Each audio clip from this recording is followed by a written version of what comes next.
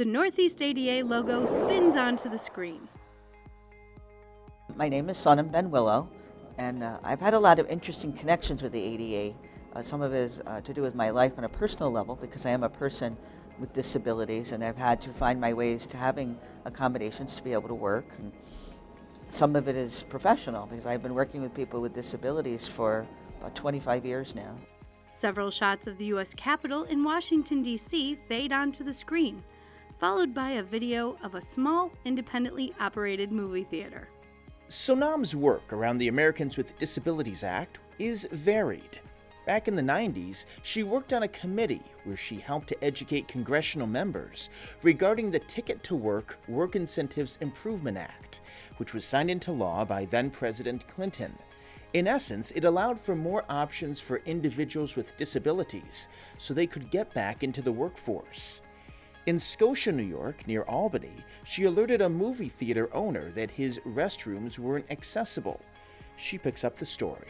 He was very receptive about this, and I helped connect him to some of the tax breaks you can get when you make your facilities more accommodating.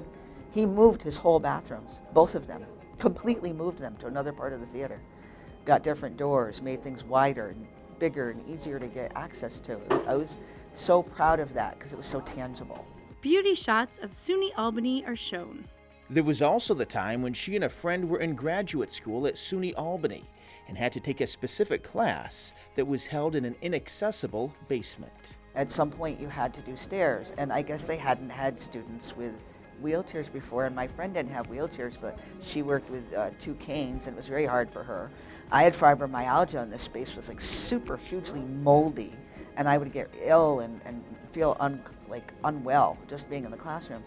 And it took several steps, but in partnership with the SUNY Albany Disabled Student Services Office and with the provost actually of the school, we were able to get them to completely stop in this particular building, Draper Hall. They stopped having classrooms in that basement at all until they took a much closer look about creating elevator access when it was possible. Sonam also used to host a radio program where she helped raise awareness of what is now known as Timothy's Law, which makes sure that insurance plans in New York State cover mental health conditions like they would physical illness. From 12 to 12:30, we had Timothy's father come on and talk about his updates and his efforts. Timothy's Law is named after a 12-year-old boy from Schenectady, New York, who committed suicide. Sonam has done some of the aforementioned advocacy work while working at the Independent Living Center of the Hudson Valley.